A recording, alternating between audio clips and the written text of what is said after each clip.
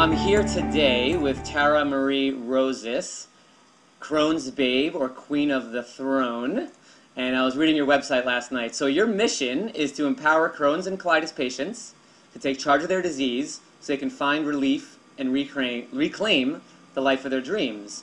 Little background, correct me if I'm wrong, but you graduated from the American Academy of Dramatic Arts. Yes. Also IIN, the Institute of Integrative Nutrition, where we kind of met. Mm-hmm. You're certified through AADP, the American Association of Drugless Practitioners. Also certified as a certified transformational coach, which is a coaching method inspired by NLP or neuro-linguistic programming. That's rad. And an understanding of human behavior and relationships. And I remember our online exchange where I had mentioned I had chosen the SCD diet over GAPS solely because I hadn't met anyone who went on the GAPS path and then kind of went off of it. And then you chimed in like, hello, that's me. And I was like, wow, this girl is awesome. I definitely have to talk with you. So here we are, and thanks for carving time out of your day. Oh my gosh, thank you so much for having me. I think that this is just a wonderful thing that you're doing, collecting these stories and interviews. So I'm really excited to be here today. So thank you for the opportunity. Thank you. So, when were you formally diagnosed? Let's jump right in. Okay. I was formally diagnosed with Crohn's disease in May of 2004 at the age of 25. And I was diagnosed by sigmoidoscopy initially. The doctor did that scope based on the symptoms that I had. And immediately following that procedure, took me out into the hallway. My mother was present with me and diagnosed and said that from what it looked like I had either Crohn's or ulcerative colitis. He was leaning towards Crohn's because of the cobblestone patterning he saw on the walls of my colon, and also because my family has, knowing my familial history of autoimmune disease. And so he felt that that was what it was. And then a few months later after that, we went in and did a full colonoscopy, and he felt that it was Crohn's. So that's how I was diagnosed.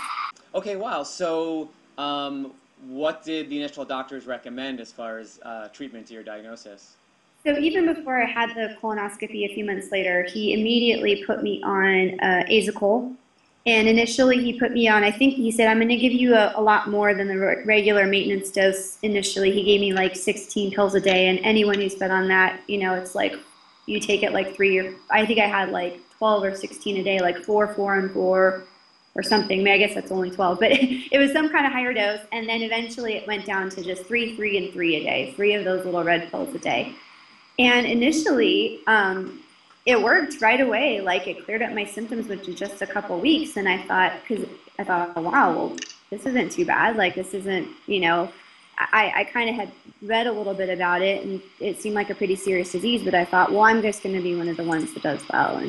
And little did I know how bad it could really get. I was really just fortunate for that first year, really. I was able to stay on the Azicol and do just fine and just go about my normal life pretty much until the following year when I landed in the hospital. So that was like, oh, I guess there's a lot more to this disease. Mm-hmm. But that was my first and only initial treatment.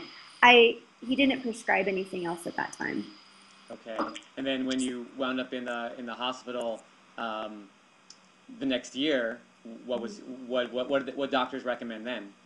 At that point, I went to the hospital that time, and I'm trying to get because I've had a few hospital stays that time, and they immediately put me on IV prednisone, and I think also some antibiotics in the hospital through IV, because then when I got home, I was still on the Azicol, but then when I got home, they said, oh, you have to go on this prednisone and taper off of it, and that was my first experience with that.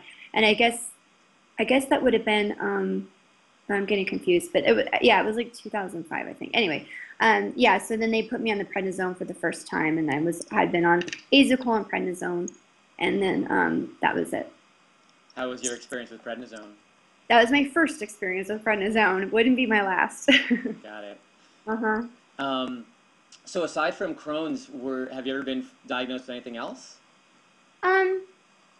Not related, well, kind of indirectly related to Crohn's. I didn't really have a health history that was complicated up to that point, just kind of like asthma and allergies, which I now kind of know is kind of related in a way. And the only other thing that would be like relatable to that is I did, when I was like 12 years old, started experiencing depression. And by the time I was 16, I was formally diagnosed with clinical depression.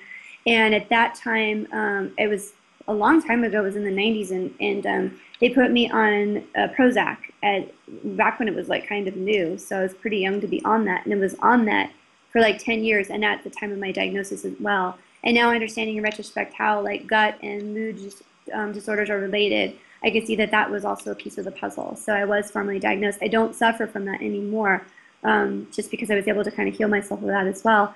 But that was a part of the picture. Yeah. I think I've read something like 80% of our serotonin, like our happiness chemicals, are in the gut. Right. And there's so much crossover with, you mentioned asthma and allergies, with gut bacteria health as well.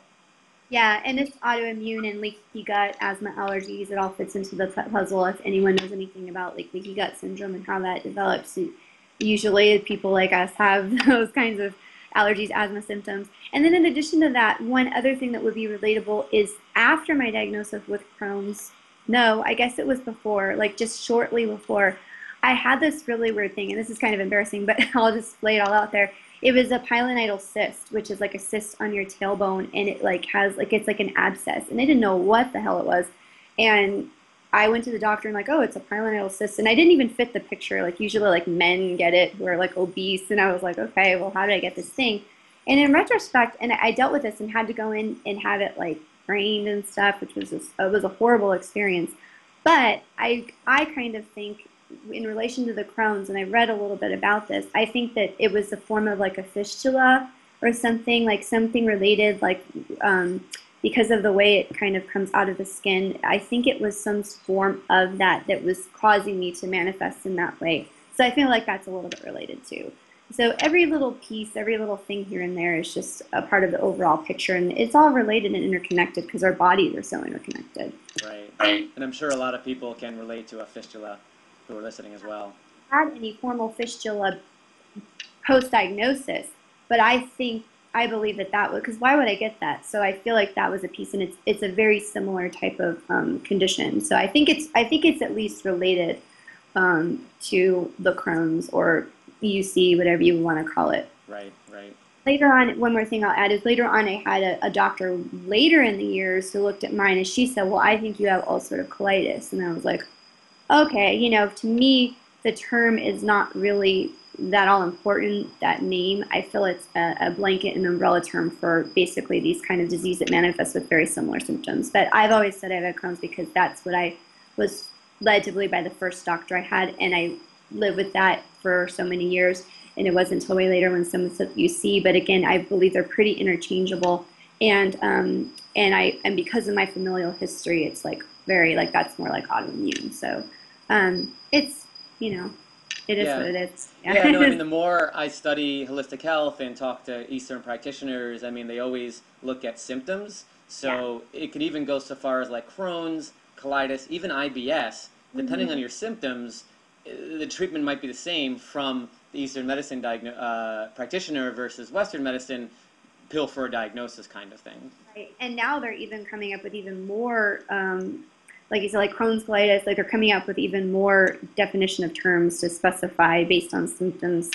So, but I just think it kind of all misses the boat anyway, so just my opinion. So I think that it doesn't, I don't really get too hung up on the name of whatever it is. Right. It's all a form of disease in the body.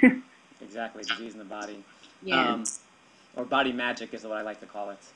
Oh, body Where's magic? your body magic, yeah. Oh, I like that. That's cool. I like that. So going back, so you were put onto prednisone, and I guess whether it worked or not, at what point did you start researching stuff that maybe doctors were not telling you, perhaps? It wasn't until much later. I was diagnosed in 2004, and it wasn't until probably 2006 that it was even on my radar that there could be some other options available to me. And really, it was a cousin of mine, actually, who was into holistic health, and she was really kind of getting into nutrition. And she asked me if I had heard about probiotics. And at this point, this was like 2006, so it really wasn't what it was today.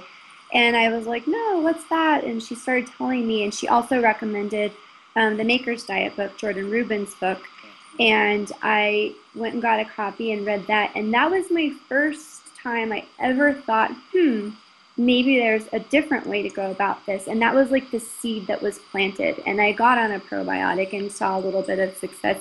It was just someone from like Target. It wasn't even like a really good therapeutic grade one, but I was like, oh, okay, this is kind of interesting. And I just started kind of reading about that. And that's how it started to happen. Got it. So one thing I find interesting too, so you were diagnosed in 2004, like, wow, 10 years ago this year. Did you notice anything related to maybe gut pain prior to that a year? That's what's really interesting is no. I mean, even throughout my childhood, throughout my adolescence, I was not the person to get stomach aches. In fact, we even joked like in college, I would go drinking and I'm like, oh, you have an iron stomach, and I would just, I mean, not that I drank a lot, but I could hold my liquor and I didn't have tummy trouble. I didn't have any kind of history of being in the bathroom. I had, there was nothing. And until one day, like all of a sudden, like a switch turned on. It was just flipped. I know from what I know now, there was a whole lot flying under the radar that I didn't know about. But my first manifestation of symptoms was I was in college. It was 2004. It was just a few weeks prior to my diagnosis. So I was fortunate that I got diagnosed right away. It was a really stressful time.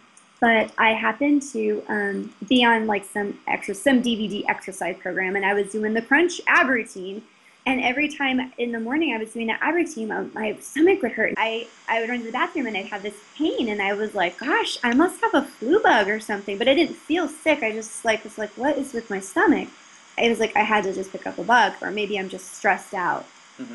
That went on for like maybe a week or two. It's hard to remember. And then one time I saw blood in this little period, and I was like, ooh, that's not good. And then I called my mom and I was like, there's blood on the toilet. And she's like, oh my gosh, and I was living in Southern California. My parents lived in Northern California. And at the time my doctors were still up there. She's like, well, and I was planning a trip home. She's like, when you come up here, we'll get you diagnosed, or we'll take you to the doctor. And then that's when I had that doctor trip. So I was fortunate in that it was really like within just a few weeks of having symptoms that I was diagnosed, which was a whole like, whoa, really sudden change of events, because I just thought I had a bug or something. I'd never had anything like that. I think most of us thought that. I know when I first went to the doctor, the first assumption was, well, you probably have food poisoning. Let's do some stool testing. And then, fast forward to the weekend, he left me a voicemail. He's, yeah, so everything came back negative. Hopefully you're okay now. If not, give me a call back. And so that's when it kind of started. And it sounds like it might have been a little similar. Yeah, just very sudden. No warning, with just those few weeks of, these bathroom trips and some pain, some of that acute pain. It was nothing compared to the pain I would eventually have, but it was, my stomach hurts, Right. Wow. So tell us about your healing journey. What worked, what didn't work, and why did you make the choices you made along the path? That's a really good question. My healing journey. I believe there was a point, basically when I realized there was another way to treat my illness, and it really wasn't until I had my first couple hospital stays that I began to realize that this. I had such a good initial experience with the medication that I thought, oh, this is going to be a piece of cake. I'm going to be fine. But then there came a point when I was landing in the hospital, I'm like, oh, maybe not. Maybe this is more serious. Maybe I didn't give this the credit that I needed to. And at that point, just to reverse a little bit, when I came to college, it was my first experience. I had some teachers, it was in Los Angeles, so people are very health conscious. And I grew up in suburban Bay Area, and in the suburban life, like you're just a standard American diet. Like it was not on my radar, like health food or anything like that. And I had a teacher in college in my first class, my first semester, my first year, who sat down with dance in my dance class, and she set aside one class to teach us about nutrition because she was really passionate about it. And it was the first time I became conscious of like, maybe I should think about what I'm putting in my body. It was and then I had another teacher, and I remember one day he was sitting there before class eating like almond butter on toast. I'm like, what's almond butter? Like, I was like, what are you eating? Like, what is that? And he started saying, yeah, there's a lot of sugar and stuff. And I just started to get into my consciousness.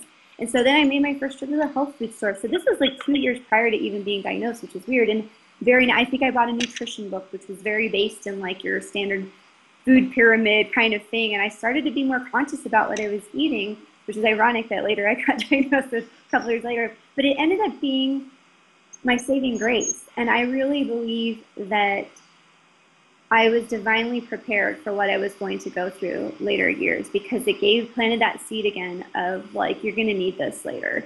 And it piqued my interest enough to when I did get to that point where I was suffering more and more, I thought, maybe there's another way to do this.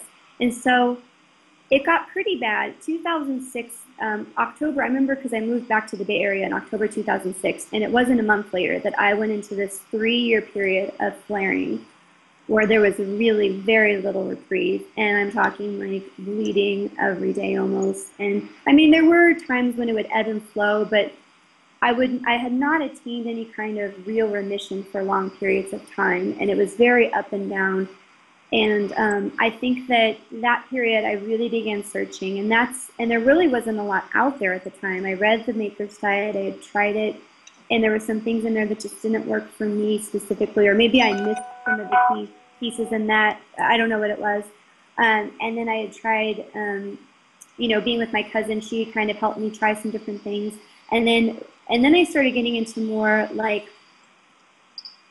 pills and supplements, and looking into like a supplement here, a supplement there. I remember getting those little like Bio-K things at Whole Foods, like the little drink, and those seemed to help. But, everything would kind of help, but not really help. And really, it was a really long experimentation period of trial and error. And at this point, the more I read and the deeper I went and the more I looked on the internet and the more books I read, I thought, gosh, there really is a way to heal this naturally. And I really began to take hold of that and root for that belief. So even though I wasn't having a lot of success initially with finding the thing that was going to work for me, I was ruling a lot out of the things that didn't work for me and just kind of self-experimenting as I went along. And eventually, it took a long time, but I hit on the thing that, that helped me the most, and started to uncover the things that were really at the root of my illness. And that's what made all the difference. So it was a very long journey. It's hard to kind of summarize in an answer to the question, but lots of trial and error and trying different things, and really adhering to the belief that it was possible. And there were 2 people at the time.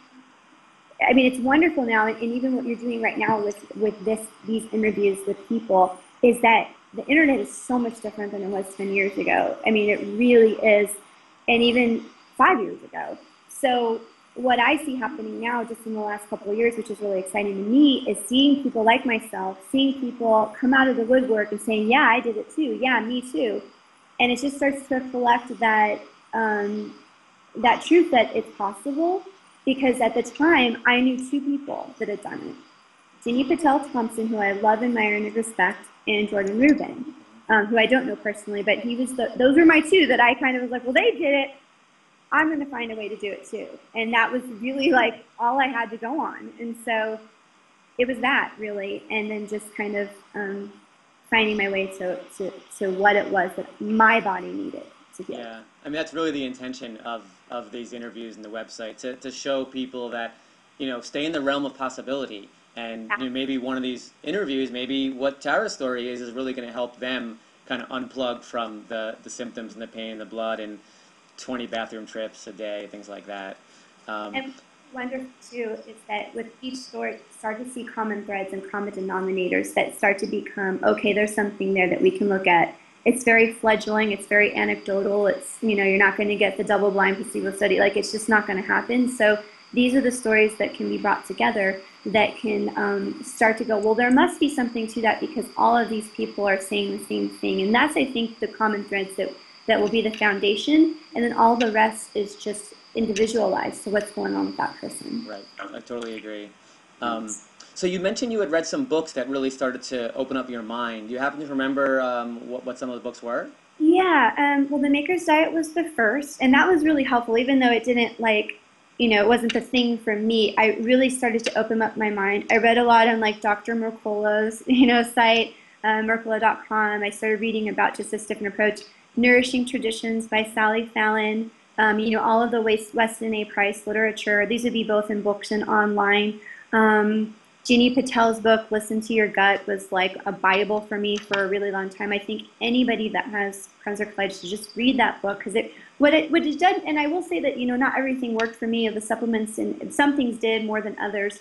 Again, it was something else that I really needed. But what I love about that book in particular is it taught me to listen to my gut and tune into my intuition, which I already had, but it just helped me to get back to that and tune into what it was my body wanted and to become my own advocate. That's what I really took away. She gave me the courage to basically stand up for myself and make those decisions and not just respect what the doctor had to say and take that information, but then make my own decision. And that is really what was a key that I needed. And that was really helpful. And for that reason, I love that book for a lot of reasons, but that was what I really needed, was like this kind of grounding in, like, okay, my body knows best. I know what's good for myself. And yes, I'm going to listen to all of these experts and take that in, but then I'm going to make the decision for myself. Yeah. So that was the book.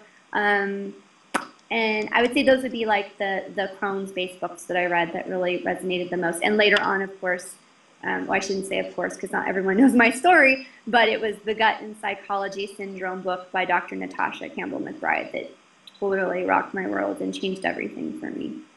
Yeah, I like that you said, you're your own advocate, and you can take feedback from all these people, some people even being doctors, some relatives, some random person you run into, but at the end of the day, we're our own best doctors. We know ourselves the best. And I liked what you said, kind of tune into your own intuition, and, having now a yoga background, like I totally get that, but if I put myself before that time period, and if someone told that to me, I mean, like, what the hell does that mean? Like, how do you? What does that mean? Intuition. So, so yeah. Let me ask you that. So, how does Tara tune into her intuition? How do you listen to your own body? What does that mean to you? Well, I'm a very spiritual person since I was a small child.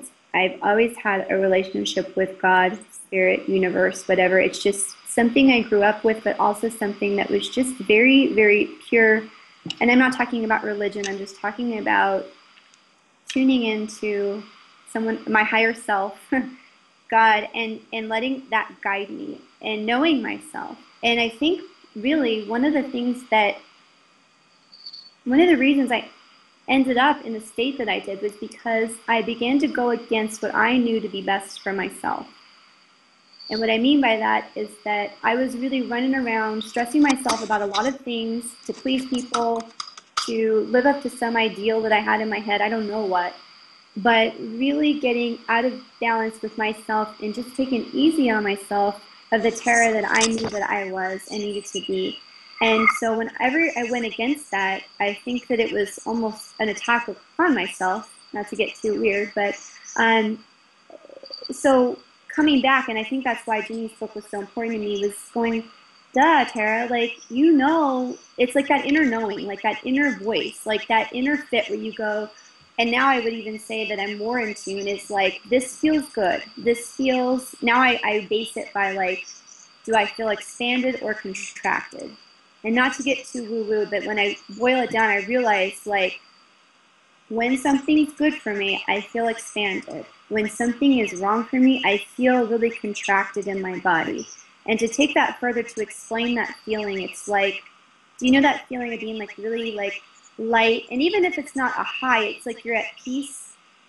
That's more my gauge of what I lean toward now. And when I find myself feeling frantic or feeling like I'm spinning out, or I'm trying to put it into words that, maybe someone who doesn't really get what that is.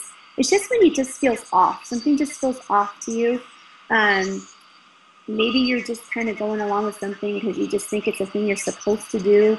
Then you kind of feel like contracted, and that's what I mean by that. Yeah. And I hope I'm breaking that down enough to like a practical point of view to where you can tune into that.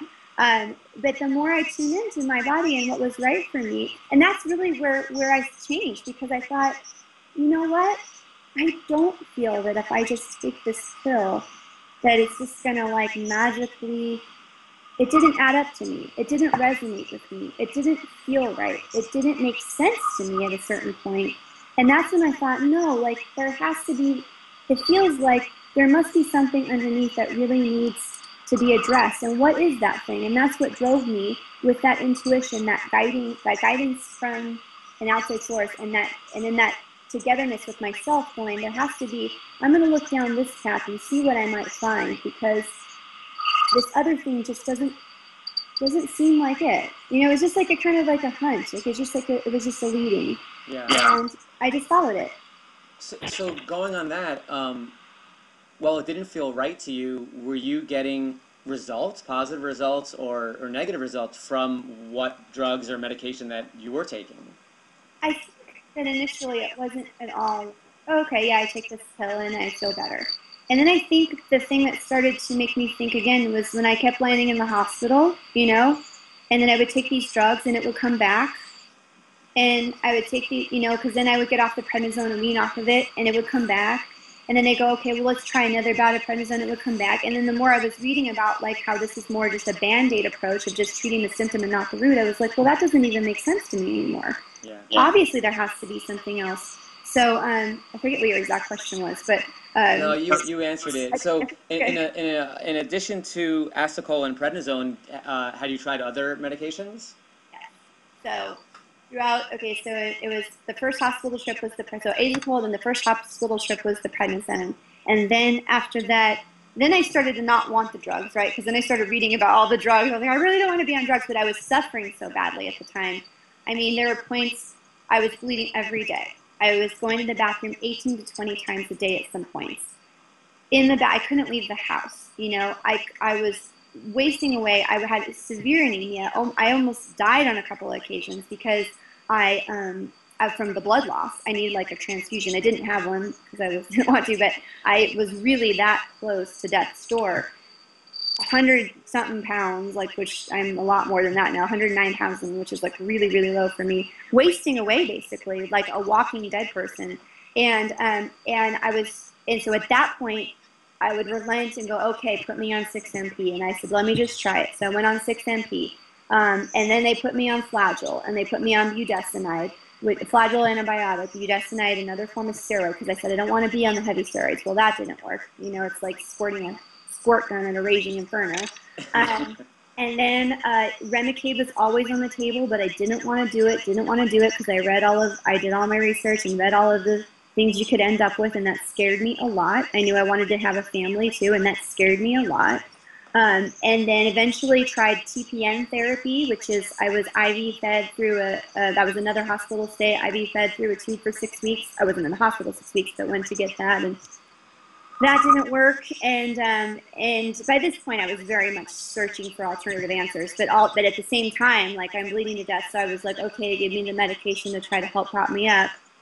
And then finally, in August of 2009, I relented and went on the Remicade because the bleeding was so bad and I was so bad off. And I did the 3 initial infusions of that, and there was like 0 improvement. And they said, okay, then this isn't going to work for you. They said maybe Humira, which is just a cousin, but I was like, I was like, it's the same drug. It's not going to work for me. I just knew intuitively it wasn't going to work. Maybe in some way I rejected it, you know, myself. I don't know. But it just did not work. It didn't even touch the bleeding. And my doctor said, I'm very sorry. There's nothing left I have to offer you but surgery. Wow. And so I really ran the gamut of everything available to me pretty much at that time. And it's still like the same set of drugs, except for now they use the bigger ones first, Right. Wow. which is another approach. But yeah, I tried all of them, and it just, none of them put me in remission at all. I mean, that first experience I had with the Asacol was pretty amazing, actually, in retrospect, because it did actually work, but nothing. The only thing that worked was the prednisone, which does for most people, and then as soon as you get off of it, which was my case, it would come back, because it was really just band-aiding what was really going on. And you probably had, I'm assuming, some side effects from prednisone. Prednisone is the most evil drug.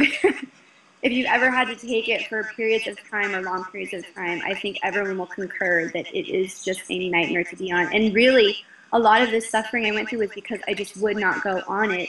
I've probably been on it maybe 6 times throughout for different lengths. Hospital. Did you get the moon face? I got the terrible moon face, didn't want to go out of the house, gained weight, looked like terrible, like just felt horrible, the moon face all the time, mood swings, I felt angry, like I'm a really peaceful person, like I would be angry, I'd want to just like, I was so negative, I felt like and then when I would taper off of it, because it's such a strong drug, I had like drug withdrawal symptoms, I felt my skin crawling. It was horrible, just as everyone else says. It's like, I mean, it saved my life in some instances, so I'm thankful for that. I didn't bleed to death, so I'm not against it in certain instances, but oh my gosh, it can be avoided by all costs. It's just, and then it really messes with your adrenal systems and your so it's just, it's a loaded topic. Don't get me started. I totally agree. So my prednisone experience changed my life, and I feel like if we were doing this interview and we both had moon face, neither one of us would fit on the lens and we'd be off the screen, right? Right, the big mountain. Right. My gosh. I have pictures of it. I see those pictures, I get really sad when I see those pictures of myself. You know, I was reading your website and I love what you wrote. I wrote it down here. It wasn't about ditching the Oreos anymore. It was about saving my life. I tried it all. Special diets, medicines, fasts, elemental shakes, acupuncture, chiro, and a myriad of supplements. But your deep disappointment, it kept coming up short. And then you wrote, just when the caterpillar thought the world was over, it became a butterfly. So I'm assuming that, you know, that journey, caterpillar to butterfly, had something to do with the GAPS book and Natasha Campbell. It did, yeah. And thank you for reminding me. I forgot about the acupuncture and the pills and I mean, everything, the elemental shakes, you know, for 6 weeks, all these different diets that I tried. Yes, the GAPS diet. It was really at that period when my doctor said, like, I have nothing else to offer you, my GI doctor. And I was kind of just in this, like, denial state. Like, I remember it was, like, around November. It was, like, around the holidays. And I was, like, actually, it was, like, September.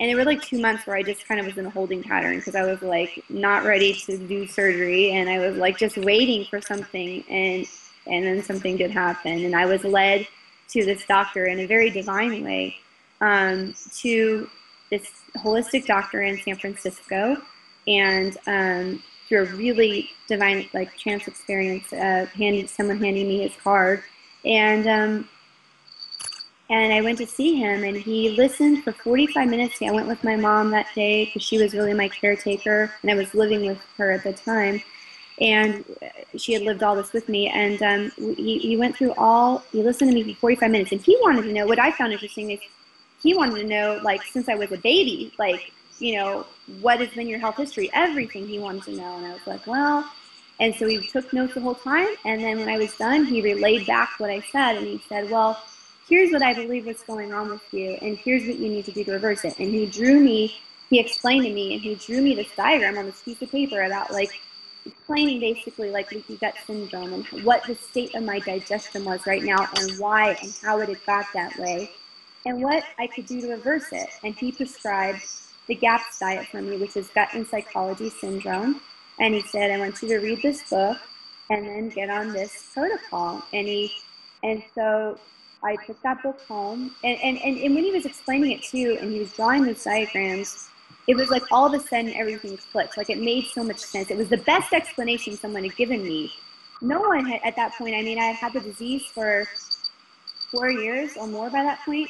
And no one had been able to explain why I was this way all of a sudden. And he did. And so that's why I listened up, and it made sense. So I read the book. And when I read that book, even though it's very based, like, if you read it, it's a lot about, like, autistic children and things like that.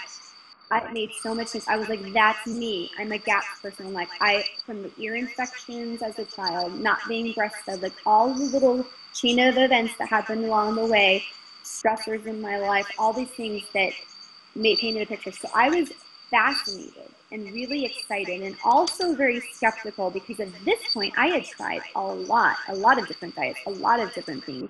You know, my family spent a lot of money just trying all these alternative things. I was like, is this really it?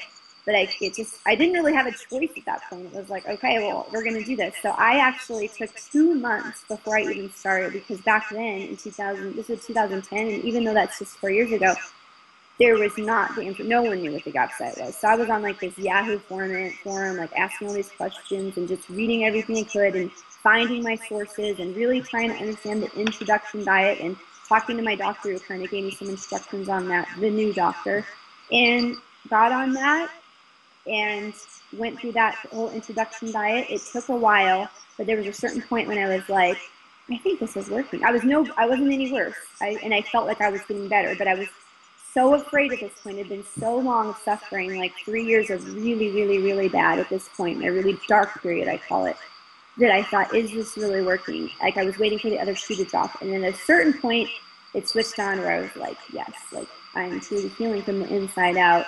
And I stayed on that very strictly for a year, about a year and a half.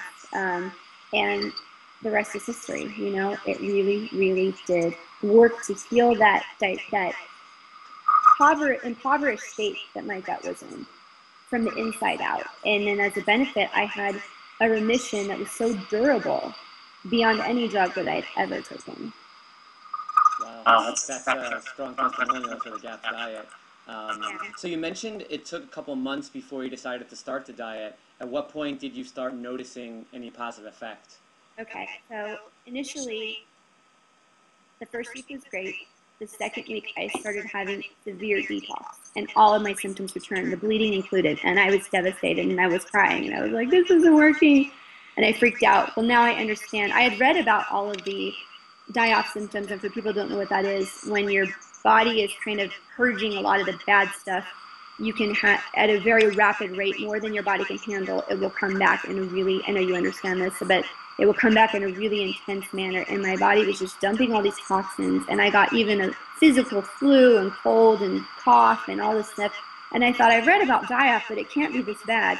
You know, so I had, that first week was fine, but then I went through about 3 weeks where I felt terrible, like I was really bad, and I mean, I had the diarrhea, I had the bleeding, I was still in the bathroom, it was really bad, and then it leveled off. And then I was kind of like in this mode, and then my bowel habits were kind of like doing this and kind of adjusting. Like then at one point I got a little constipated, which was never my problem, and it was like doing this. So my body kind of was doing this for a while, but I wasn't any worse off than prior. So I stayed on it. I was like, well, I'm going to keep going. And then if you understand the intro diet, you slowly introduce foods as you go along. And when I got to adding in the fermented kefir, the homemade kefir, is when I really, really saw, like, overnight, like, I am getting better. Like, this is, I had so much, like, energy, and I just felt good, and I felt like how I hadn't felt in years, you know? And then I remember, like, turning to my mom and saying, I think I'm getting better. And she goes, I think you are too, you know? But we were both, like, kind of, like, afraid to even say it and like jinx it or something, because we had just been through so much at that point. And but really, that's when I knew it. And so by 7 months, I was symptom free, like all my symptoms were gone. And by 10, and then at that point, my doctor said, okay, because at this point I was still on 6-MP. I was still on the 6-MP. I don't know why, it wasn't doing anything, but he didn't want to wean me off it right away, you know, so we stayed on it. And then he said, let's start tapering your dose now. And so by 10 months, I took my last dose of 6-MP, and that was in November of 2010. And I have not been in any Crohn's medication since then, and in remission. That's a rad story. That's amazing. Yeah, it is. I'm very grateful for it. Very grateful. Beyond grateful. I can't even, I can't even quantify it. Yeah. So how long did you stay on GAPS in total, or are you still on GAPS? No, I'm not on GAPS anymore. Although I have kind of gone back on the intro here and there. I like it. I use that sometimes as like a reset if I feel like I'm getting like a little bit too, like, I don't know, just sometimes it's always my basis. Like I like having those staples in my diet. I do have homemade broth in the freezer. You know, I have homemade sauerkraut in the fridge right now. I don't eat it every day, but it's there and I use it, you know, here and there. Homemade kefir I make from time to time. It's there when I feel like my body wants it. How long was I on it? I was on it for 1.5 years, very strict, and then after that, I started incorporating like some gluten-free grains, and then just basic grains, like even just regular wheat here and there. And I did okay. And so then after that, like, well, there was some period in between where I just was kind of like in this limbo. But then when I went to IIN, I kind of adopted more of, at Institute for Integrative Nutrition, like the teacher there talks about like a 90-10 approach, meaning that, I ate really clean most of the time, like 90% of the time. And then 10%, I could eat it. I could go out to eat and I could enjoy life and I could, I could eat normally per se, and be fine. And I would put my toe in the waters. I have a video on my YouTube of when I put my first gap sheet after a year and I had pizza. And I did fine, I did fine. And so I was like, okay, and I'm not saying that everyone should do that, but for me, it was fine. And I still live my life that way. My diet's always changing based on what's going on with my health, what's going on in my life. I try to keep it as stress-free as possible and as clean as possible based on what's going on. It's always changing. I really, because I know how to tune into my body, I'm tuning into my body. And I know when I'm like, okay, you're outside the lines, and I know when I'm like, okay, but you're fine, so it's just like it's like just a tightrope, not a tightrope walk, because that makes it sound kind of intense, but it's just a balancing act, and I just kind of go through life listening to that, and that's how I eat today. Wow. So for an example, what do you eat today or yesterday that... I do really well. My body feels really good with animal protein, and like clean animal protein. I want to be clear about that, from animals that haven't been treated with hormones or in horrible conditions and things like that. I feel good like with eggs in the morning, or even some like, healthy bacon that's clean with no additives or anything like that. I do really well with that. I eat like vegetables, salads. I eat vegetables. I like to eat them cooked mostly. My body seems to handle them better that way, but I can have raw salad. I can have raw vegetables.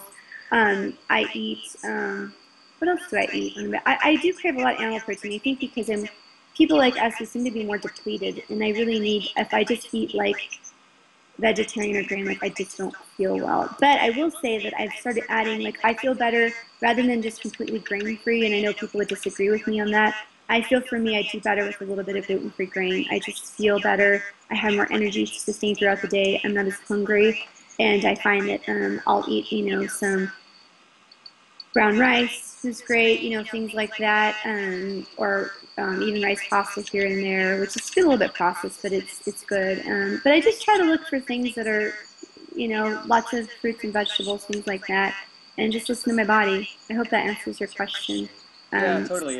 It's a lot of, intuition-based, listening to your body, and I think Yeah. that's what most healthy people do, regardless of disease. They Yeah. eat something, and if it makes them feel low energy or shitty, they don't eat that, and they eat more of that. Whether you have Crohn's or whether you have no diagnosis, that's what most people do. So I would say I'm very health conscious, and I eat like a health conscious person. So that's not perfect by any means, My family was here this past weekend for my mom's 60th birthday. I had candy, I'm not condoning that, but it was like, but okay, but say I had my healthy breakfast and I feel good, and I can tell. I know when I need my body, when I tune in, and it's like, you want this, like have this, and I just tune into that.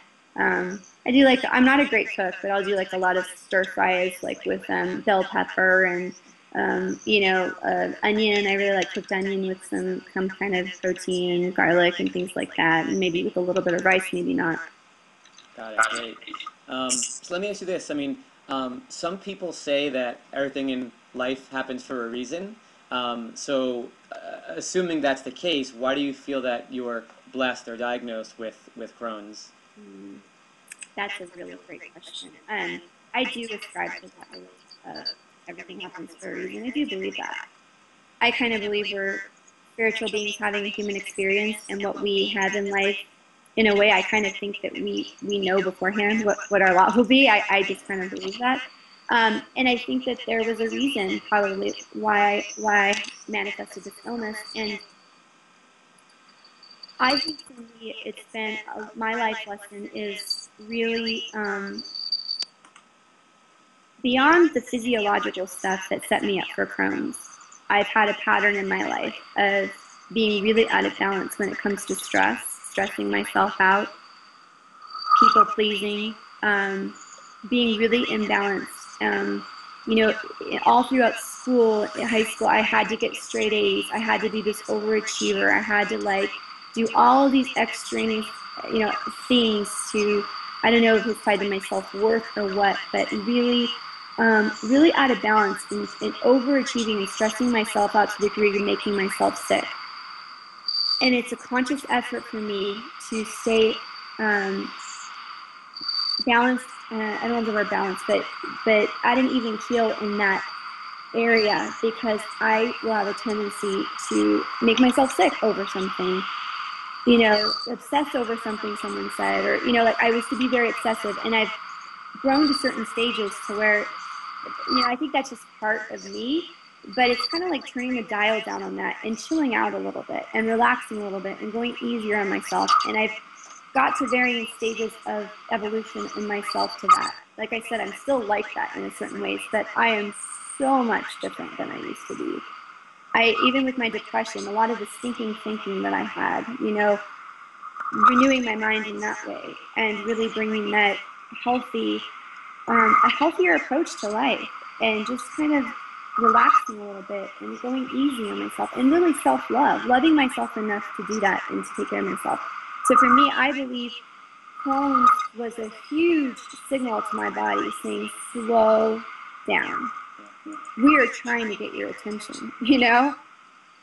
And if we have to have you be bleeding and going to the bathroom too many times for you to stop and listen and slow down and maybe reevaluate some of your priorities and some of the things in your life and what's really true, I think that's what it's taught me and what it was given to me for. I shouldn't say given to me. I scratch that. I don't believe in, you know, an outer being gives us these things. I believe that we get out of balance in a lot of ways, and I was very out of balance from a young age. I would say from about 12 on, I adopted this pattern of just, you know, completely being goofy, with just being overstressed, stressing myself out about the dumbest things, you know, that really don't matter. And in that same vein, what Crohn's gave me was a huge amount of perspective. One thing I will take away is to get the Crohn's is giving perspective. I remember going through the worst of it and being like not even able to leave the house. And this is not a judgment statement, but when you see other people going through their life and complaining about things like work, and I was like, I would just love to be able to work, you know, like it was like, really, you're complaining about that? Or people just like would complain about the stupidest things. And so what it taught me is like to be so grateful for my health. So health is so precious. Or you see someone who's just kind of like pissing away their health, and I'm sure they're doing that for their own reasons, but it's like you don't realize what you have. You don't realize what you have. And I kept saying the whole time in my worst place that I felt benched. I said, I feel like I'm just on the sidelines watching life go by, watching my friends, you know, have careers, get married, have families, do whatever they want, pursue whatever they want, and I'm benched on the sidelines, and this is no life. And that wasn't a pity statement so much as it was just of like, now that I have health, like just not taking it for granted and just being like, I find pleasure in the smallest things that I never would have been able to glean pleasure from before or notice. And people can until you've had it taken away. Right. I love what you said about being a people pleaser. I find myself also going into that route and not taking care of myself and pleasing others. And you're the second interview I've had so far. And the first interview, Joe, same thing. He felt that he was way too much of a people pleaser, which at the end of the day sacrificed his own health. And I actually think there's a physiological reason that we're kind of wired that way because of the impoverished state of our guts. And if you know anything about like neurotransmitters and how it kind of throws you off, I think we have a tendency, like OCD, like a lot of us are obsessive. And I think that it's because of the state of our guts. So it's kind of like what came first, the chicken or the egg. But because I'm aware of it, I can then consciously go, you're getting a little bit crazy. Like, let's just start over, you know? Even this weekend, I had some family in town this weekend. It was kind of crazy. And, you know, I have piles of laundry to do and I've got work to do. And at first I'm like, oh my gosh, I have all this stuff to do. And I'm like, wait a minute, like nothing's going to fall apart if you don't get it all done today. So I have to like talk myself, like just kind of like, just go easy on yourself. Talk to Joel today. Have a good interview. Get done what gets done. Leave the rest. You know, I'm like so like busy, be productive person. I'm just got to rein myself in a little bit. And I've gotten so much better. I mean, the things I used to waste time doing before aren't even, like, I can't even remember them now. But I can just tell you that it was just silly, like, the stuff I would spend my energy on, let's put it that way. The complaining, yeah. That's one thing I noticed, that some people who have IBD, and not just IBD, just any negative state, they feel burdened with the disease or that mindset and go into like a victim mentality, like woe is me kind of attitude, and others see it as a gift to provide guidance in their life. And I think I was going to ask you which of those mindsets do you identify with, but I'm pretty sure you already answered that. Yeah,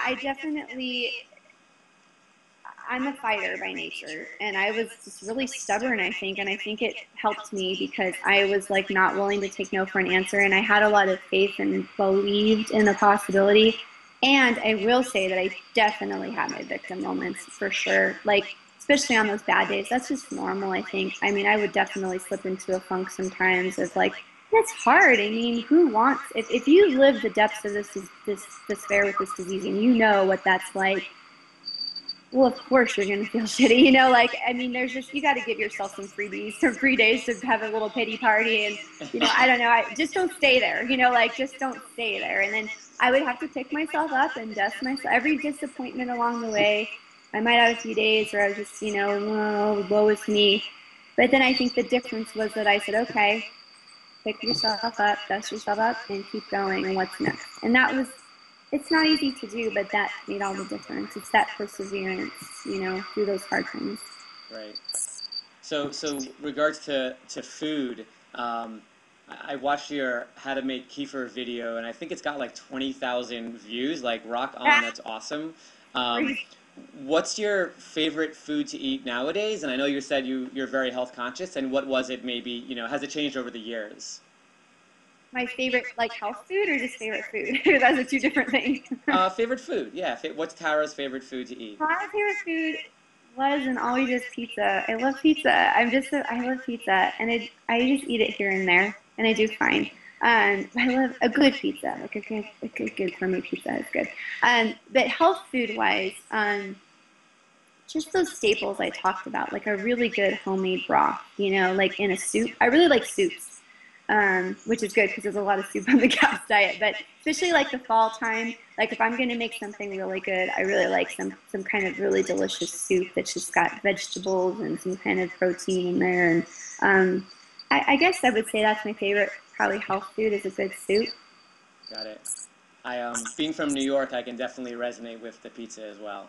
I love pizza, and I'm not afraid to admit it. Yeah. So here's like, you know, among the community, there's always kind of funny or embarrassing poop stories for some people. I think a lot of us have shed the shame around that just because it happens every now and then or maybe every day. Do you have any funny, embarrassing types of stories that you want to share, that you can share? I don't know about funny. It took me, I'll be honest, it took me a long time to get over my shame. Yeah. It really did. It wasn't until I started health coaching and I thought of the Crohn's babe thing. And it was really my boyfriend who prodded me to just kind of put it out there and say, like, you know, we should put a picture of you with the toilet. And I was like, oh my God, no. You know, like I was really mortified. He was just relentless about joking about it. And I was like, you know what, he's probably right. Like, I take myself too seriously. Like, that's always been my thing. And it wasn't until then that I was really able to kind of embrace some of the humor around it. But, no, I've had plenty of a bathroom embarrassing accident story. The first time it happened, I was mortified. It was really hard. I cried, and it was just really, I think I read somebody wrote a blog post once I thought was really wise, and they said, you know, like, child, you know, it's a really big deal when you finally outgrow diapers and you know, you can hold, it's a big girl thing or a big boy thing to be out of diapers, to be potty trained. And so it comes with a sense of like, you know, yes, like I'm, you know, an accepted person in society, you know, even at a young age. And I think when you lose that control, I mean, it is the ultimate like loss of control. And for me, I'm a history of being a control freak. So it's very humbling and it's very humiliating. And it took me a long time to get over it, to be honestly. I mean, I remember at one point, I, you know, was so housebound, I went to the mailbox and didn't make it back. You know, like, and my mailbox in my old house was like not far from, you know, like, oh my gosh, you know. So I don't have any funny stories. It's just sad, embarrassing stories. But it took me a lot to get over the humiliation. But, you know, I thought the thing that I wanted to do with Crohn's Babe was put it out there because I think a lot of people might see me and go, oh, I mean, a lot of times I kind of had a history of people thinking I had this perfect life, when really it was just me and my perfectionism trying to make that appearance of having a perfect life. So I think I played that role a long time. So to say, no, actually, things are really, really not perfect. And it was very healing for me to just kind of come out, so to speak, and say, this happened to me, and it's okay. And if you're someone out there who is suffering from this, hey, we're out here, and you know, it's okay. And even someone like me who might appear to have this perfect life, it's not the case, and you know, it's okay. And so when I saw that the merit in putting that out there and how it could help other people, then I knew that I just needed to get over it, and I have. So. Yeah, I love what you said with the toilet and your boyfriend, and you were being hard on yourself. And I remember being at Coachella, the music festival, with some friends, and my friend's actually an MD, he's a doctor, and we were hanging out, and I know that he really loves me, and I wasn't doing too well at the time, and he was making some joke to another friend about Joel and pooping, and I immediately took it like so offensive and so mean. But then I immediately thought, I was like, no, like he obviously wants the best for me. He loves me. We're really good friends. And it was just my perception of what he said, that it was whether it was hurtful or funny. And at the end of the day, I think, you know, when I am able to make fun of myself in whatever state that is, whether it's bathroom related or not, like it's a much better place not beating myself up. Yeah. Yeah. So you obviously mentioned that you eat pizza every now and then, which is pretty rad for someone with, you know, Crohn's. So here's a question. Does Tara consider herself cured? That's a really good question. I've said cured before, but I think that really causes a lot of problems for people, and I understand why. To me, the semantics of the word cured isn't a big deal. I would say, yeah, I'm cured, you know. I think maybe a more true statement is I'm healed, you know, healed from Crohn's. But yeah, I consider myself cured or healed. You know, it just depends on what that word means to you. To me, if I were to walk into a doctor's office today, there's no way, no shape, nor form that they could diagnose me with Crohn's disease. There's no symptom to diagnose me as that. I would not fit into that checkbox, you know? So for me, I would say, yeah, I do consider myself healed, cured, whatever you would call it, for sure. I don't have Crohn's anymore. It's not something like, oh, it's not something that, I mean, of course I think about it. It's a part of me, and it's my history, and that's my medical history, and it always will, but I don't really I don't really think of myself as a Crohn's patient anymore, even though I do identify with that, and sometimes I say that because I have done that. Today, in this moment in time, it's hard because there are residuals. Like I do tend to get more tired than people. I have adrenal exhaustion, which I'm now treating, you know, so that makes me a little bit, I'm not as healthy as most probably, but do I have Crohn's disease? Not by any medical definition, I would say. And one of the things I like to say to explain that a little further, if I may, is that I liken it to having an injury. You know, if you had a serious injury that, like, say you had a knee shattered, you know, at some point in your life, and you went through the rehabilitation and you came out of that, and let's say you did really well and you had a lot of success and you could play tennis and do all the things that you would normally do. Well, that's not to say that, you know, somewhere down the line, you know, you might, if you, I guess this is kind of answering another question, because a lot of people say, well, do you still have symptoms? And it's like, well, no, I don't, but it's like where my weakness lies. So if someone has a knee injury like that, and then they go out and they, you know, do a lot of things and put a lot of stress on that knee, well, then they might start to feel a little pain here and there, you know, but they probably would then be able to rest it and then feel better, you know? Does that make sense? It totally makes sense, yeah. And I think to some of the naysayers and skeptics who might be listening, you know, we've all encountered them. So would you go further to say that you don't have any trigger foods, you know, like whether it be dairy or gluten or caffeine or whatever a typical trigger food is for someone? Yeah, I never really subscribed to like trigger foods. I know that initially when I got a diagnosis, they're like, oh, you'll have trigger foods. And I think that there are foods that I shy away from more, like beans. Like I can eat beans. Would I eat them every day? No. You know, like it's just something that, and again, it's about, and when I do that, how do I know that? Because when I tune in, I go, yeah, I only want this much. Like, you know, it's like my body knows. So I could eat beans and have no problem. But they just kind of feel like my body doesn't want that, you know, like it's just kind of a thing. So are there trigger foods? Yeah, like okay, like coffee, you know, like you can have a cup of coffee and that's fine, but if I have coffee every day, like that might be good. So I think there are definitely foods for sure that I'm more sensitive to than others. And I've had certain tests that have shown me you're a little more sensitive to this, you know, and I think that that is true of everybody. But I don't believe that like one food is going to like,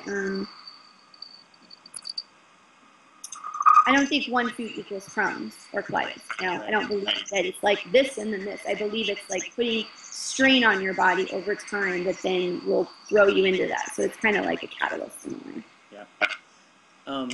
So obviously a lot of people listening to the interview really want what you have, which is whether it's cured, whether it's healed, clinical remission, whatever it is. So talking to that person, what would you recommend to them? Irritable book. There may be a book. That's a great question. I think the first thing that you have to do if you want to walk a different path is to believe that you can. And there's a really great quote, I think it was like Henry Ford, it said something along the lines of like, if you believe you can, and if you believe you can't, you can't. Or you're right. You're right either way. And I think that what we're dealing with and what people have done, you know, as this kind of group starts to form that's coming out of the work and saying, yes, we've done this. I think what you'll find is that there was this point where we began to believe that it was possible, you know. And unfortunately, in this day and age, in the state of our medical system, and it's very westernized, and that's not a bad thing. We need Western medicine, but the approach to Crohn's and colitis is one that kind of misses the mark, in my opinion. So what a person needs to understand is that if you choose to go this path, you're going to be trailblazing. And what that looks like is that you're going to have to know that there's really no roadmap for this. We're only just starting to carve that, you know, by kind of collecting these stories and really bringing out for people like what some of the common denominators are. But it's a path that's being forged, and it's really just in infancy right now. So what that means is that, you know, you're going to have to look to another way, and that's going to take you more time, it's going to cost you more money, and it's going to be more energy. On the flip side of that, we're finding that the reward for that, I shouldn't say reward, but, you know, the payoff for that is that it's a really good chance that you're going to have the kind of sustained remission and maybe even never have to think about Crohn's again, possibly, maybe not, everyone's different. And you're going to have to be a lot better off because the prognosis for that path seems to be proving to really have merit. Whereas on the other path of drugs, it's not that they don't have their place or they don't, you know, you can't kind of integrate, but the prognosis for that is not very good. And I think that's one of the things that I kind of woke up to was like, if I continue down this path, I see the writing on the wall, and I don't really like that writing on the wall. And I think that I'd really like to see if there's another way. So it starts with a mindset is what I'm trying to say. It starts with, okay, it's a paradigm shift. And when you're changing the paradigm of medicine, how we do medicine in this country, it's going to be a little messy. So it's very new. But I tell you, in 10 to 20 years, it's going to be different. You know, like there's going to be, especially with the internet now, there's more and more and more people standing up and raising their hands, saying the same thing, sharing the same kinds of experiences. So you just have to kind of get on board with that. And if you're on board with that, then I would say use the people's stories as guidelines. Listen to what resonates with you the most, and that's what I'm saying, like with intuition, because it's not a one-size-fits-all. I'm not saying every single person should go out on the gap site and do exactly what I did. That might work for some people, and I'm sure that if it was reversed, I'd be doing that, and you probably should. But understand that this is very, very individualized, and that you will need to get educated, read about what these alternative people are doing and all saying, and just have that faith. You know, we're not medical professionals, most of us, you know. You're just going to have to just have a little faith and just see if that resonates with you, then just follow that path and get educated, and then apply the things that resonate for you, you know? Right.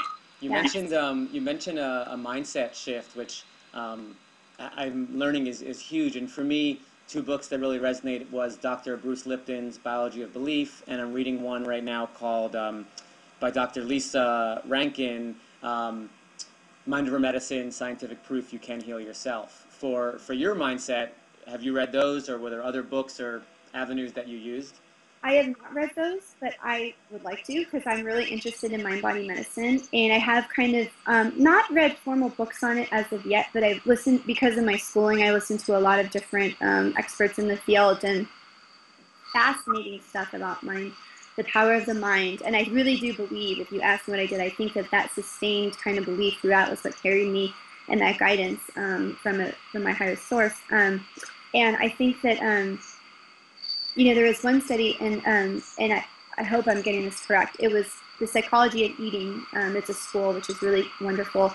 I haven't been to it, but I have friends who have. And Mark David, who writes the blogs there, was writing about this very topic.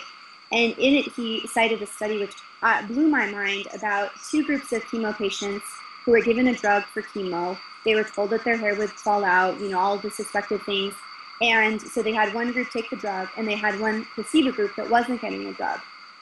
Well, it was something, and I hope I get this percentage right, but it was pretty minimal. It was like 30% of the patients who were getting placebo lost their hair.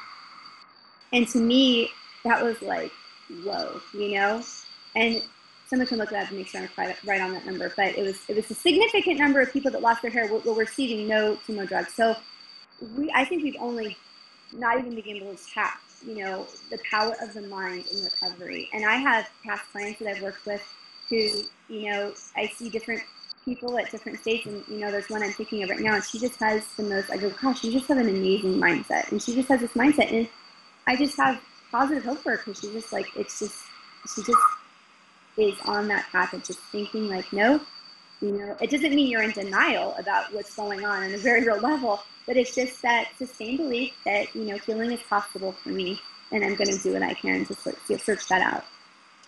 Yeah, the mindset is definitely huge. I've read a lot on that topic. I'd be happy to share those books with you. Yeah, I want to read more. Yeah, it's definitely on my list of books. So one thing I've noticed when I encounter, when I tell people, oh, I'm going to be interviewing people who have healed themselves, one of the questions I get is, well, how'd they even know, they had Crohn's or UC in the first place? Maybe they were misdiagnosed. So can you tell us more why you think you had Crohn's, or why you're sure you had Crohn's, and then where you are today? You mentioned that if you went into an office today, there wouldn't be a diagnosis. So I'm learning terms like clinical remission. I'm learning terms like mucosal healing. Like, where were you then, and where are you now compared to on that spectrum? The first part of the question.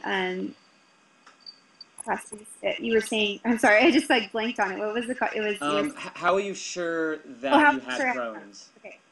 Because I had the classic symptoms, in the bathroom, 18 to 20 ideas, 18 to 20 times a day at my worst. Not always, but at my worst. I mean, just can't, everything I put in my mouth, I would just be in gut-wrenching pain. That fire, that burning inside where you just feel like your intestines are on fire. Excruciating pain, the loss of blood, the bleeding every day. I mean, I was just down the board, like classic symptoms, and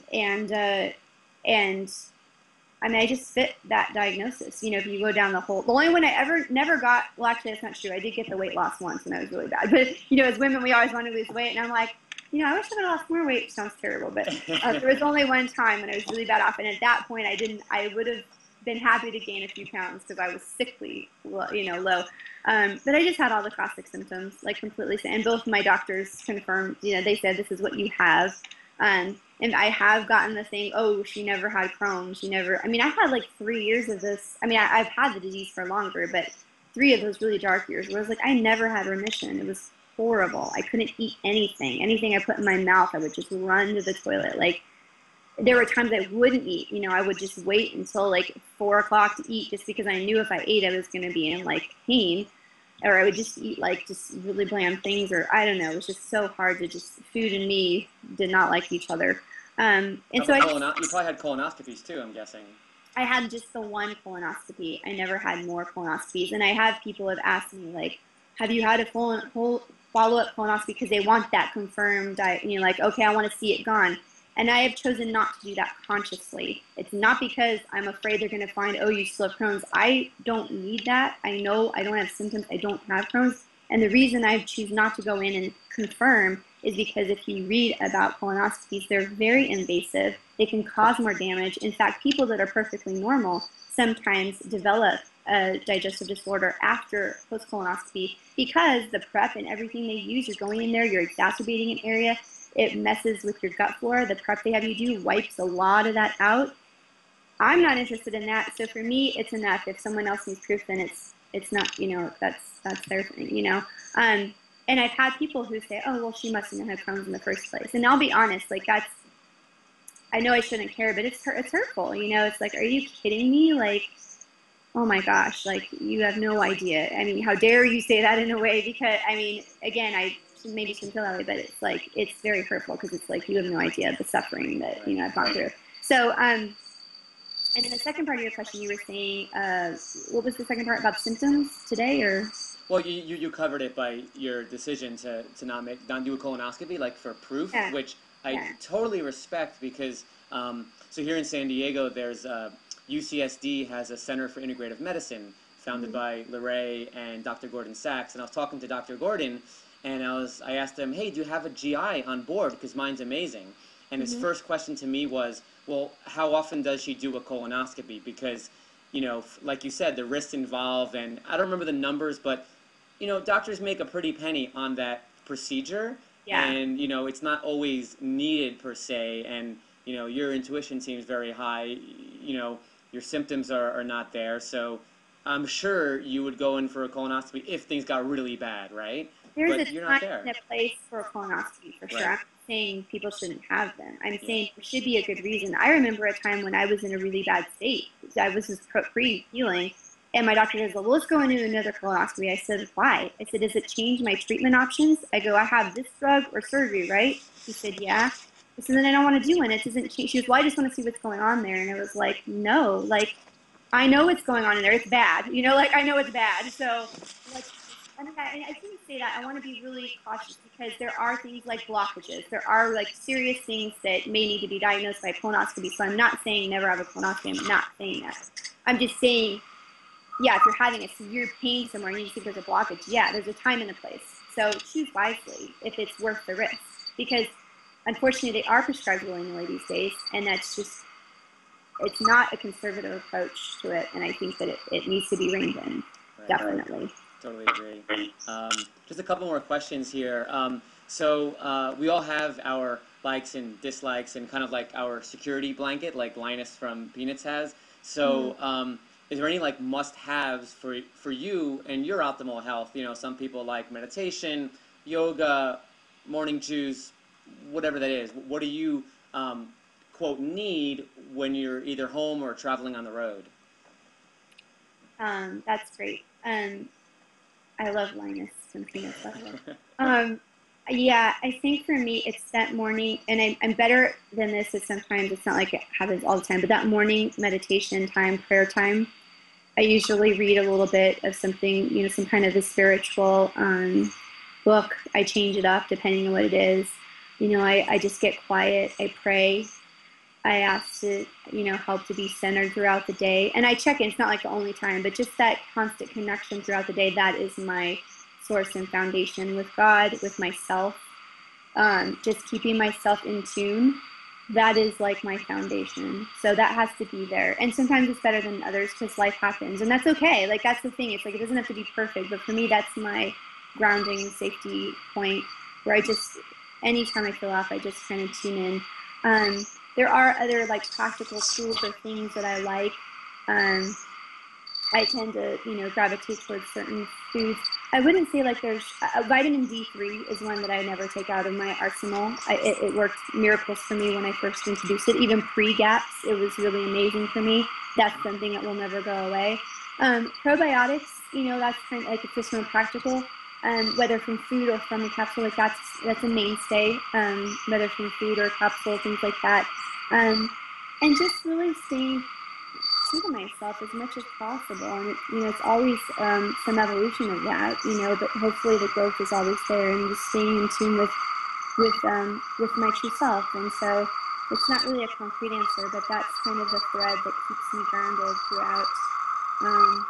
That I kind of need, and then my relationship, you know, my close relationships. really pay a lot of attention to beyond anything else. You know, if there's something off in my immediate relationships, then that needs to be looked at right away and dealt with. Because I'm very intuitive, and I feel energy around me, and if there's something that doesn't feel right or off or needs to be addressed, then for me to feel well in my body, like that has to be dealt with in some way. And so I'm really, really vigilant about making sure that my environment feels, as much as I can. I mean, even when traveling, that even if I'm traveling, if I need to just remove myself and just kind of take a couple minutes and just get quiet and grounded, that's something that's really, I'm finding is really important to me. You mentioned some sort of reading that you do. If not too private, can you share what you're reading now? Yeah, absolutely. I'm always changing things up. Right now, specifically, I'm reading. Marianne Williamson has whom I love. She has a devotional that it's just like it's 365 days a year. It's called like A Year of Miracles or something. I could be wrong about the title. And I'll read that in the morning, and then I'll pray, and just sometimes actually meditate and just kind of clear my mind out for like even just 10 minutes. Like I'm not like super still. Yeah, it doesn't have to be super complicated. I think people think, oh, you're on a cushion all day for like 30 minutes, and some people are, but that's not me. And so that's what I'm reading right now. But it changes. Sometimes it's other spiritual books. I'm trying to think of. There was one little thing I was reading. It was called The Quiet Mind, which is the sayings of White Eagle. It's just this little book. I really like to read that. And then sometimes I'll read some things that are more in depth. Like I recently read Anatomy of the Spirit by Carolyn Neese. And that was a really interesting read. So just things like that. Cool. Awesome. I like that you refer to meditation as prayer, and that's your definition, and I think that's great. And you mentioned earlier, I don't think it's religious based for you, right? Or is it? Yeah, I mean, I don't ascribe to religion per se. Like I'm a spiritual person. I've always said that. But my roots and my faith is in Christianity. But I'm kind of accepting. I believe there are many paths, so it's just like however you relate, whatever your path is, that happens to me, my path. But it's not. But it looks a little different than some might think. It's not like, it's not. There's some connotations that come with that. That's not me. But it's. I mean, I basically just like follow who I call Yeshua. Like Jesus. Just the teachings of what he said, and just follow that. And I kind of leave the rest and just kind of tune into that. So that's kind of my path. But I love hearing how different people connect and how, everyone has their own way. So, but that's my personal way I connect. So sounds like it's your choices with food as well. With food and Christianity, yes. You kind of take, for you, what works for you. Yes, I do. And that's what I've always said is a really great parallel, because food is really parallel to religion, and you've got a lot of extreme views out there. And I think it's really just customized to who you are individually, and and God knows that, and we're cool, So it's just really, I love that freedom, to not have to ascribe to like, all kinds of stuff that man has made. Right. I like to say, food is my religion, and I attend services daily. Oh, I like that. I like that. Yeah. So I mean, it's always evolving, and I think that's good. My relationship with God, with myself, is always growing, and that's, as long as I can. I'm never going to arrive. Like, I've accepted that. Like, there's no like arrival point. But if I can evolve, that's good. And if I can look 6 months and go, oh, remember when I used to behave that way when this would happen? Look how I can handle it here, and just number one, make myself feel better, and everyone else feels better, and it's just a more enlightened path, if you will. And that's really what it's about, is enlightenment, and just kind of going, oh, there's another way to do things. I don't have to kind of go into that default pattern or behavior, and wow, there's a lot of freedom over here with that, and so that's what I love discovering, and finding new levels of that for myself. Cool. So here's kind of a deep question. So if you can go back in time and stand before yourself, before the day you were diagnosed, like just when you got the diagnosis, and you mentioned depression and bathroom and pain and blood and being homebound, what would you tell yourself knowing what you know now, if anything? Ooh, that if I could go back and talk to myself right then, I would tell myself, I could see myself in that chair after post-diagnosis, and I would get down to her level, and I would phone her and I would tell her, you're going to go through hell, but it's going to be okay. You know, like it's going to be okay. It's going to turn out in the end, and just stay true to yourself and let God guide you, and, you know, listen and watch and make wise choices. Got it. Got it. I think we may have already asked. What's gas that? book right now. Get the gas book right now. For myself, you know, it's like, yeah. That would have saved you a couple of years of hell, huh? Saved me a lot of years of hell.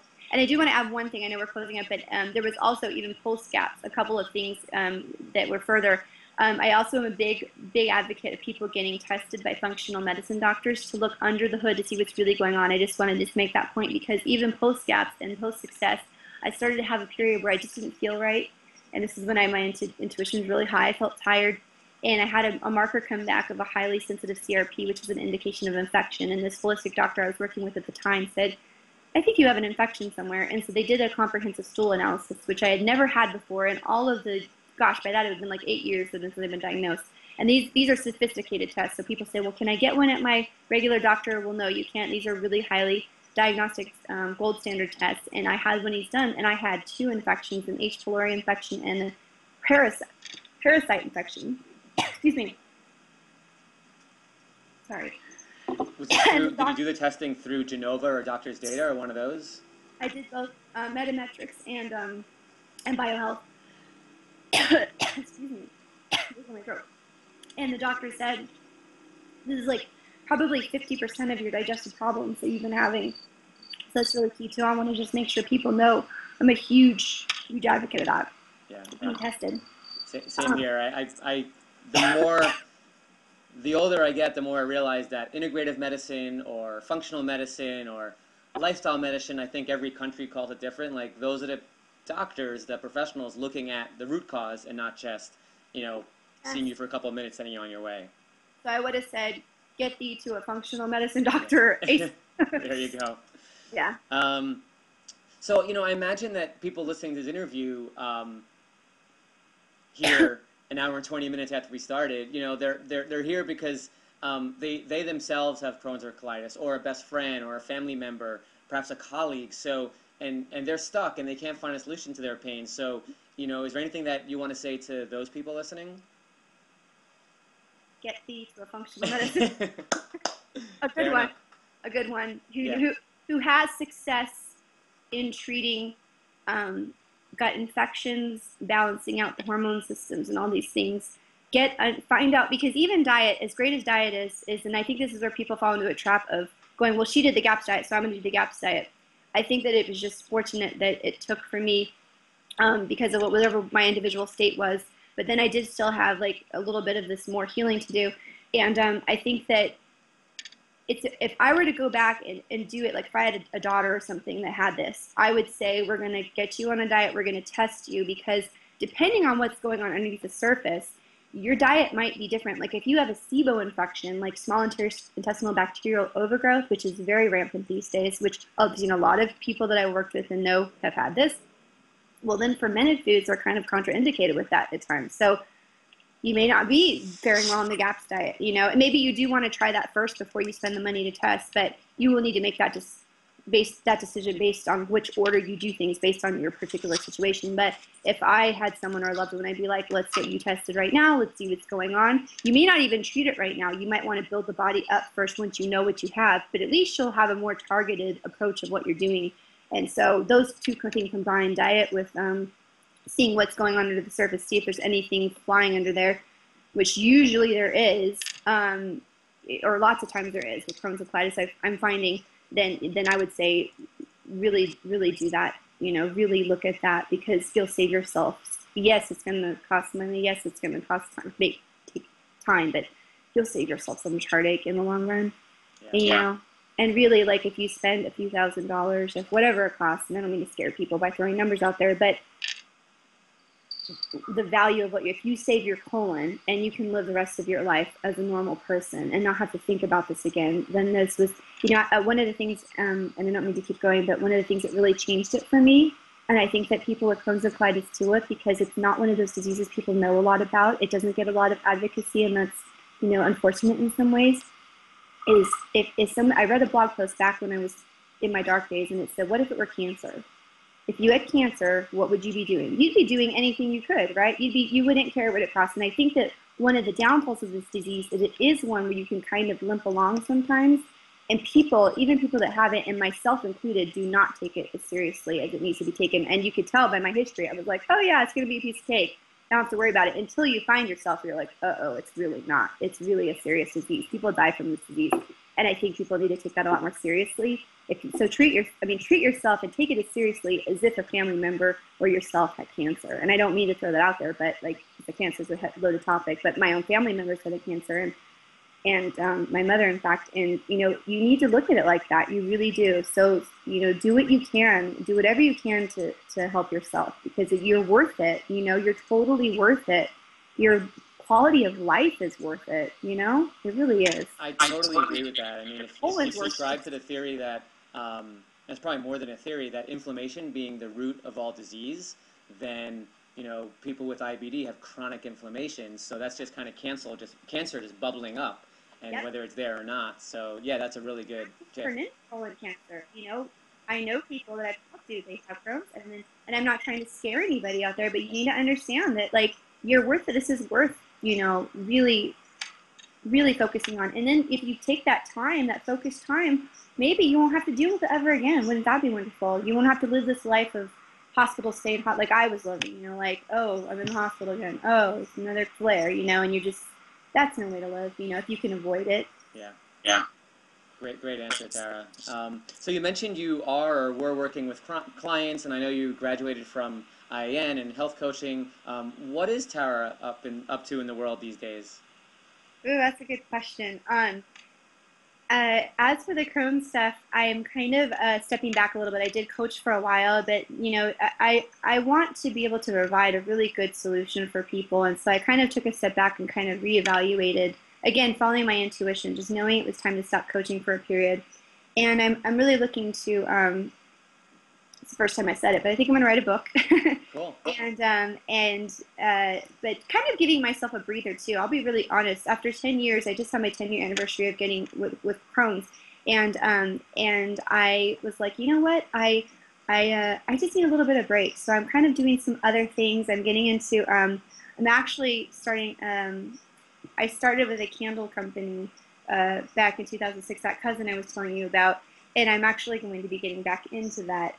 Selling these beautiful candles, which is really just fun for me, with a message of light and enlightenment. And so just kind of, it sounds like really like left field, but it's something that I just really wanted to do. And so as I'm taking this time to kind of figure out what kind of solutions I can provide, because I really do have a heart to help the Crohn's community, but I'm the kind of person that really wants to do it in the most effective way I can. So I want to, when I do have something, I want to put something out there. It's going to be really useful for people. So as I'm developing that, I'm kind of doing this other stuff with, doing this online candle stuff, and spreading these little pieces of love out into the world, to burn bright that light and that path of just, it's just a bright light. So that's kind of what I'm up to. And I'm always into some kind of new health things. So I'm really into essential oils right now and playing with those. So I'm just kind of like, giving myself some room to breathe and getting back into like my creative self, piano again, things like that. I used to play that for a long time, and it's been really rewarding and wonderful. So that's where I am right now. It's not like super earth-shattering, but there's a lot more to come.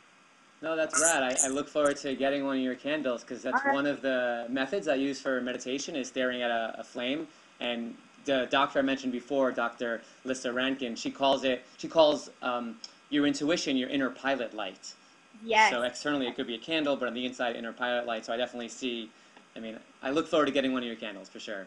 Thank you. That's what came to mind, was that connection, that grounding in, that, that place of where people could have, because candles, especially, like, not to get on another subject, but they just have their symbol, like they're a symbol of that life. So I want them to be like that symbol for whatever that person is, whatever their intention is, whatever they're focusing on at that time in their path, and just kind of burn that bright light. I love that. Awesome. Well, Tara, thanks so much for your time.